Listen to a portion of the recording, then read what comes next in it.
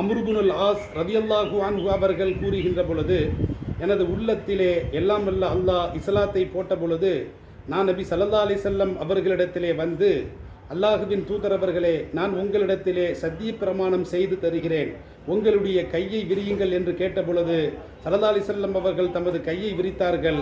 ஆனால் நான் எனது கையை மடக்கி கொண்டேன். ஸல்லல்லாஹு அலைஹி வஸல்லம் அவர்கள் கேட்பார்கள், ஏன் இவ்வாறு செய்தாய் என்று கேட்டபொழுது, நான் உங்களிடத்திலே ஒரு நிபந்தனை இட நான் நினைக்கிறேன்.